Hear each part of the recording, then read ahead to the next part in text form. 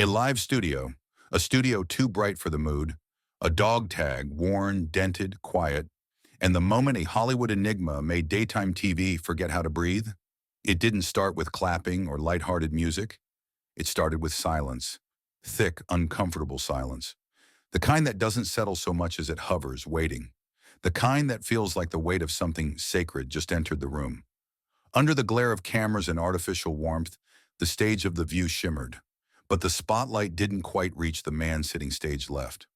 Robert Downey Jr. sat forward, elbows balanced on his knees, a weathered charcoal jacket hanging off his frame. He looked older than his press photos suggested. Not broken, never that, but weathered, real. A dull chain peeked from beneath his collar. His fingers toyed with something beneath the fabric, but he didn't move to show it. Across from him, Whoopi Goldberg leaned back in her chair, smile wide, too wide. "So, Robert," she said, sweet and sharp at once, "still carrying that piece of scrap metal around your neck? I figured Iron Man left all that behind in Endgame." The audience laughed, but it was the kind of laugh that glances sideways first. Unsure, nervous. Downey didn't laugh. He didn't blink. Instead, he slowly pulled the tag from his collar, letting it catch the studio lights. It looked old, private, heavy. "That piece of scrap metal," he said, voice low and steady, "belonged to my friend. Marcus. We were kids. He died in a place you'd skip past on a map." He turned it over between his fingers. He was wearing this when he said his final prayer. The room collapsed into silence. Not just quiet, absence, like someone had punched the oxygen out of the set. Whoopi's smile faltered. Her co-hosts shifted. One camera operator adjusted mid-frame, unsure if they should zoom in or cut. Even the lights seemed too loud now. Downey didn't fill the space. He let it breathe. A throat cleared in the audience. A producer whispered something off stage, but the director didn't budge. No cue. Not yet. The tension wasn't from drama. It was from presence. Downey finally continued, "I don't wear it because I miss him." He looked at Whoopi, then past her. "I wear it because pain has memory, and some memories deserve to stay close, no matter how much they hurt." Stillness. A cough from the far back. Then almost too quickly, Whoopi laughed, sharp and awkward. "Well, that got real serious, real fast," she said, trying to claw the moment back into television. But it didn't land. The room had shifted. Downey didn't come for charm. He didn't come to perform. He came to leave something behind, and it had just been placed gently on the table, too sacred to touch, 2 days earlier. The email had arrived without fanfare. Subject: "The View invites Mr. Downey for a conversation on legacy and modern values." Nothing in it screamed trap. But Martin Randall, his longtime publicist, narrowed his eyes at the screen like it was written in red ink. "They're not bringing you on to talk," he said quietly. "They're fishing, hoping you bite." Robert stood near the window of his LA office, arms crossed. Outside, the hills wore the late light like gold. He said nothing. "They want Iron Man without the armor," Martin added. "They want to push you, see if you crack, make a headline." Robert turned, a smile forming slowly, like it had to fight its way through scars. "Then maybe I give them something they didn't script." He crouched beside a worn canvas bag and unzipped it. Inside a leather-bound case. He opened it. 2 worn gloves. Not props, real boxing gloves. Faded, cracked, ghosted with age. "These," he said, lifting one gently, "were the gloves I was training with when Marcus died." Martin didn't respond. "People think grief makes you soft," Downey said. "It doesn't. It just makes you real." He placed one glove back inside, left the other out. Rested a hand on it like it was holy. "I'm not going to fight them, but I'm not going defenseless either." Martin sat, shoulders dropping with quiet understanding. "Then go do what you always do. Tell the truth, and make them wish they listened sooner." Robert nodded, not with fire, with gravity, the kind that lives in someone who's walked through more than headlines will ever print. By morning, the rumors started surfacing online. Why is Downey going on The View? Damage control? Promo for something? Is he about to get canceled? He read none of it. Instead, he rode in silence in the back of a black town car toward the studio, one glove in his bag, one tag beneath his collar. He watched the city blur by, a place that once crowned him, then questioned him, then started whispering his name again in half-familiar tones. He wasn't coming with quips. He wasn't coming with a script. He was coming with truth. And truth, as he knew too well, doesn't always raise its voice. Sometimes truth doesn't enter with drama. Sometimes it shows up bruised, breathless, and immovable. Back in the studio, the red live light blinked to life. The set looked like any other afternoon show, overlit, polished, comfortably padded, designed to entertain, not to unearth. Robert Downey Jr. sat motionless on the left couch, posture grounded. A brushed silver chain peeked from beneath his collar, the glint barely catching the studio glare. His fingers didn't fidget. His eyes didn't scan the audience. He wasn't here to dazzle. Opposite him, Whoopi Goldberg leaned forward with a smile that had seen decades of showbiz. Seasoned. Sharp. "So, Robert," she said with that familiar mix of warmth and mischief, "you've been a billionaire in a suit, a detective with an opium problem, even a guy who built a reactor in a cave. But tell me, when did Tony Stark decide to become a priest with a dog tag?" The laughter came on cue. Familiar, comfortable. Audience fed.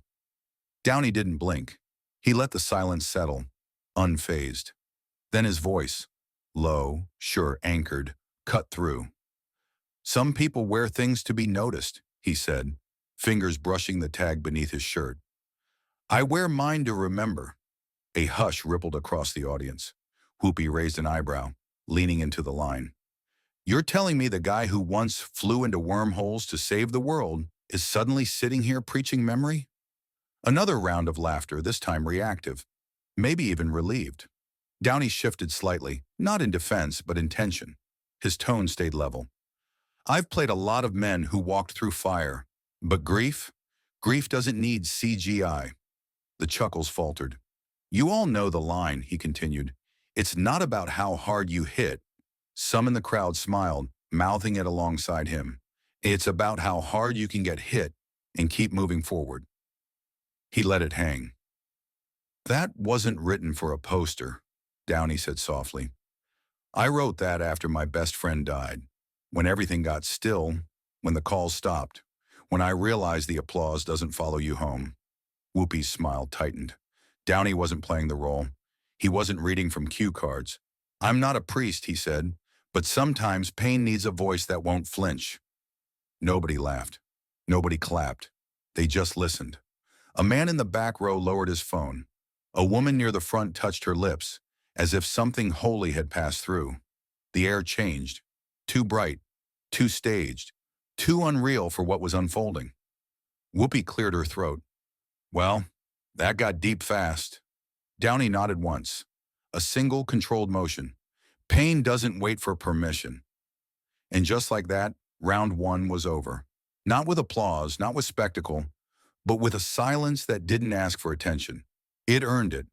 No one spoke. Not the hosts, not the audience, not even Whoopi. Her cue cards looked flimsy now, like props from the wrong play. Downey leaned forward slightly, elbows on knees. The lights traced his face, not age, but chapters.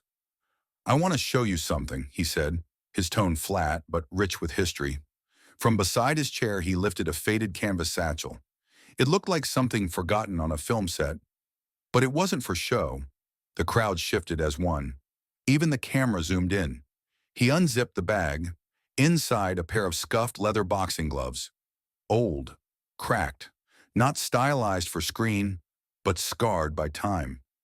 "These," he said, cradling one, "aren't memorabilia. These are mine." He paused. Let the space catch up. "I wore these the week Marcus died." The room inhaled, not gasped, just that slow intake you hear in sacred places. "My brother," he continued, "stationed overseas, believed in service, in sacrifice, in meaning." A muscle near his jaw ticked. "When the call came, I didn't speak. I didn't cry. I didn't know what to do." He looked down at the gloves. "So I went to the gym, put these on, and hit the bag until my hands bled through the leather." He turned the gloves in his palms like they were relics. "Not to forget him, to keep him with me." Every punch was a prayer I didn't know how to say. Silence. No applause, no quip. Just the raw weight of a man excavating loss without decoration. I kept them, he said finally, because real pain doesn't get background music. It doesn't cue strings. It just stays, quiet, in a bag, until you need it. Whoopi shifted, not out of offense, out of reckoning. This wasn't her show anymore. No one took it. Someone earned it. He placed the gloves gently on the coffee table between them, not for drama, not for effect, as memory made visible. I don't wear this tag for fashion, Downey said, voice level, and I don't carry these gloves for nostalgia. He leaned back, not as retreat, but as grounding. I carry them because what we survive should never be hidden. No one moved. No one dared interrupt. For the first time in years on live television, grief wasn't dressed up or cut to commercial.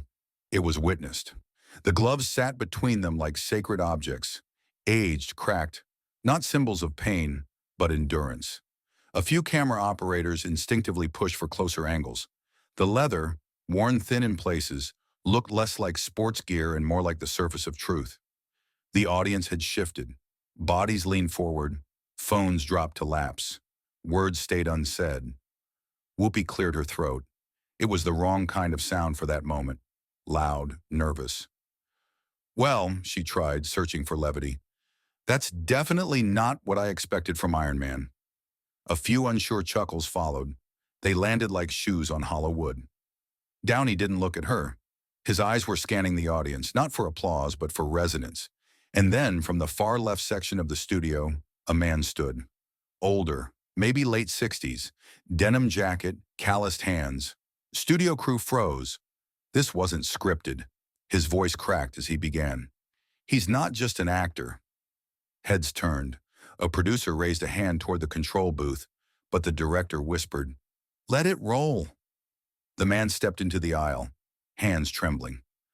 I trained at a gym in LA, back in 2008. They brought in a few of us for technicals on Sherlock Holmes.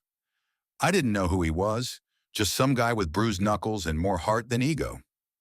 Silence. That man, he said, pointing to Downey, he never asked to be treated like royalty. He worked harder than anyone, stayed late, talked to the kids who hung around the back door because they didn't have anywhere else to go. We weren't background to him. We were real. A murmur spread like something waking up. I lost my son in Afghanistan, the man added, voice cracking, but seeing someone carry pain without making it performative, that means something. Downey didn't speak. He nodded, small, heavy. The man sat down slowly. His chair creaked like a burden being lowered to the floor. Whoopi's note cards trembled in her hand. The story had shifted. The show was no longer running the room. It was standing in it.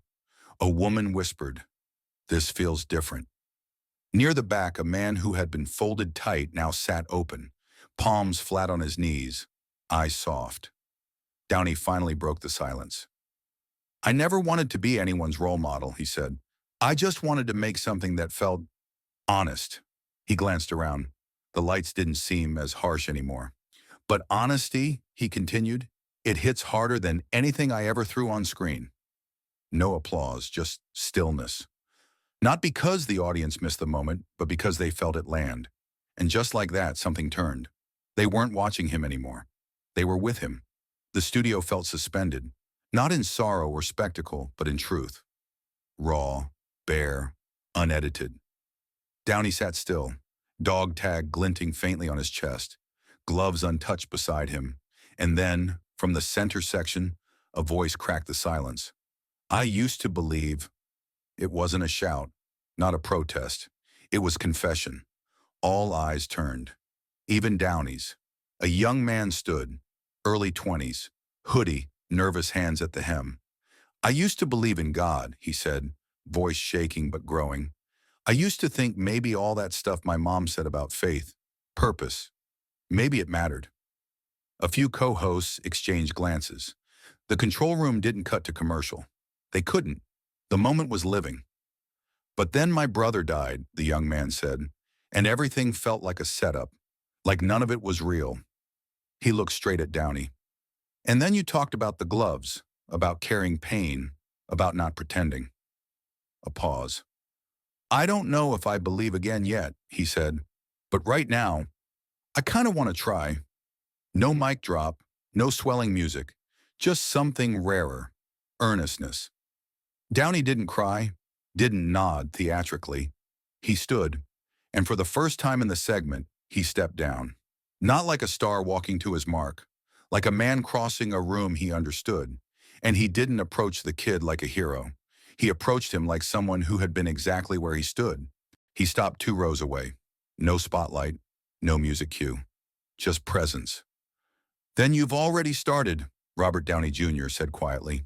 The young man's knees bent slightly under the weight of the moment, but he stayed upright.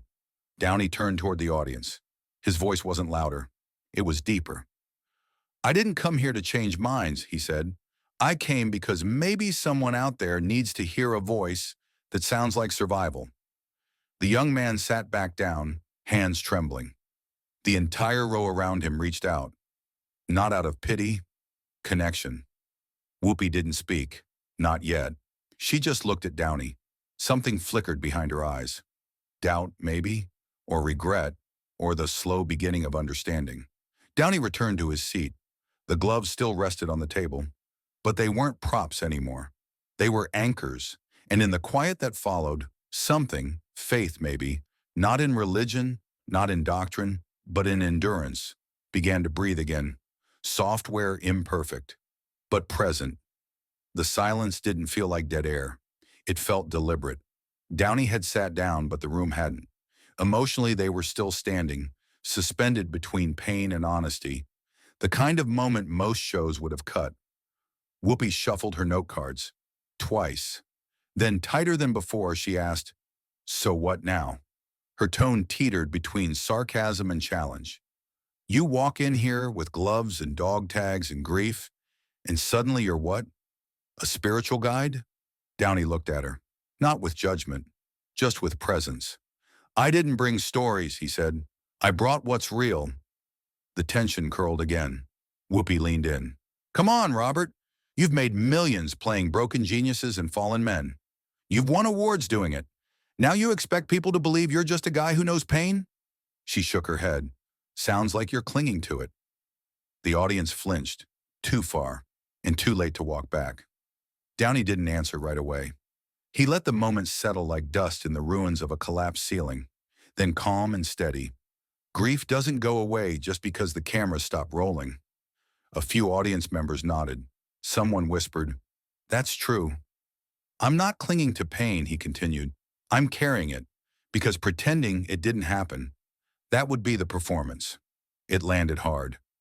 Whoopi opened her mouth, closed it. The room had shifted.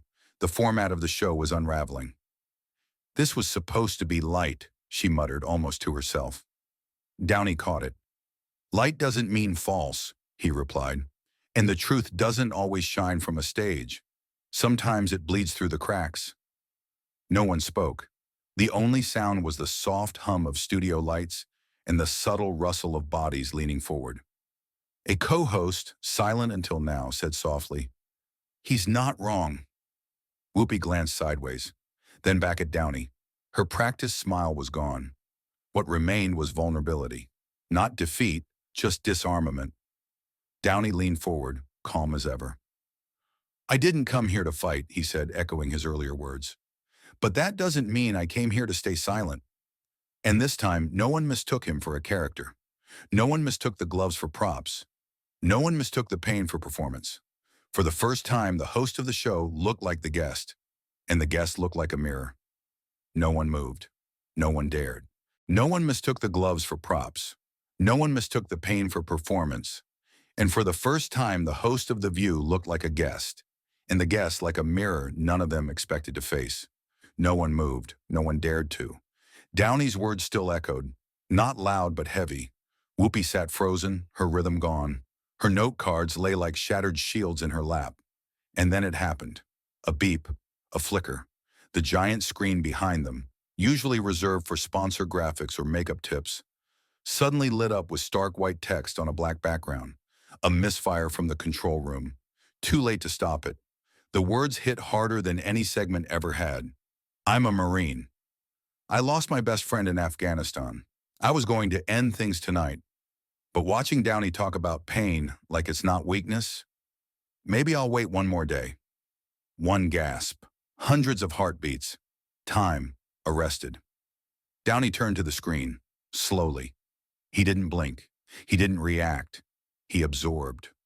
You could see it, not in his expression, but in the way his body anchored, as if gravity had suddenly become personal, as if every ounce of his being had shifted toward purpose. The co-hosts were stunned. Whoopi looked up, mouth slightly open. No clever line, no return serve, just silence. She started, then stopped. Her voice, usually effortless, came out cracked. Human. Downey stood. He didn't look at the camera. He looked through it, and somehow you could feel he wasn't speaking to the studio anymore. He was speaking to a man sitting somewhere in a silent room, holding his breath on the edge of something final. If you're watching this, Downey said, voice low but firm, I don't know your name. I don't know your story. He glanced at the gloves on the table. But I know what it's like to feel like the pain owns the room. A hush fell like a weighted blanket. Even the camera crew froze. You don't have to believe in me, he said, but believe in this. He stepped forward, not toward the lens, but toward the message on the screen. You're still breathing. That's not nothing. He paused, just for a second. Don't leave this world yet, he added. Not until you punch back. Just once. Silence. But this time, it wasn't oppressive. It was sacred. Whoopi blinked, hand on her water glass, but she didn't lift it. She held it like something she wasn't sure she deserved. In the control room, no one reached to cut. This wasn't television anymore. It was something else. It felt like church, or a battlefield, or maybe both. The screen slowly faded. No music, no applause, just the image of a man who hadn't come to perform, and a message never meant to air, but more necessary than anyone in that building could have planned for. And somehow, just like that, the view stopped being a show. It became something that might have saved a life. The screen went black. The words disappeared. But the silence stayed. Holy, electric. Robert Downey Jr. didn't sit down. He just stood there, one hand resting on the gloves, the other brushing the dog tag still hanging at his chest. Untouched since the war took someone he never stopped caring. No one said wow, no one clapped, and somehow that said everything. Then one by one they rose, no signal, no lights, no cue, just people, standing. First, a woman near the front, arms hugged to her chest like she was keeping something fragile safe. Then a man in the third row, the same one who had folded his arms at the start, now unfolding them, rising in silence. Then a ripple, row by row, unscripted. Not a single clap, not because they weren't moved, but because they were, and they knew clapping would ruin it. Downey stood still, eyes scanning, not to receive admiration, but to witness the weight of what was unfolding. They weren't responding to him anymore. They were responding to something they hadn't seen on daytime television in a very long time. Truth without agenda, pain without performance, strength without noise. Whoopi hadn't moved. She was still seated, posture softer now, her note cards limp in one hand. Her eyes were locked on Downey, no longer with resistance, with something else, reflection, regret, recognition. You didn't come here to win anything, did you? She asked, voice low enough that the microphone barely caught it. Downey shook his head slowly. No, he said. I came because someone out there might be watching, and they need to know they're not broken for still feeling. The moment didn't break. It deepened. Whoopi stood, not out of performance or control, but because something in her wouldn't let her stay seated anymore. The room was silent, but it wasn't awkward. It was reverent, the kind of quiet reserved for funerals or awakenings. Downey exhaled slowly and sat again. Not because the moment had ended, but because it had landed. The gloves still rested on the table, but now they were more than memory. They were proof that wounds don't heal by hiding. They heal by being seen. And for the first time in years, the view had nothing to sell, nothing to argue, nothing to edit, just a room full of people standing for a man who reminded them how to feel, without shame. The lights were still on, but no one noticed them. Not the audience, not the crew, not even Whoopi, who stood as though waking from a long dream she didn't know she'd been in. Downey remained seated, relaxed, grounded. The gloves in front of him, quiet monuments to everything that had passed. Backstage, producers whispered urgently, debating whether to cut to commercial. But no one moved to do it, because something rare had happened. And everyone in that studio knew it. Not viral, human. Downey looked up at Whoopi, not with triumph, but with something far heavier. Mercy. She looked down at her cue cards. They were useless now, like scripts after a revolution. "I didn't mean to mock you," she said at last. Her voice wasn't just quieter, it was honest. "Sometimes we talk so much," she added, "we forget how to listen." Downey nodded. "We all do." Another pause. This one wasn't dead air. It was alive. Then Downey leaned in. Not louder, just deeper. "You know what I've realized?" And he said, "It's not that people fear pain." He lifted the dog tag again, rolled it between his fingers like it was sacred.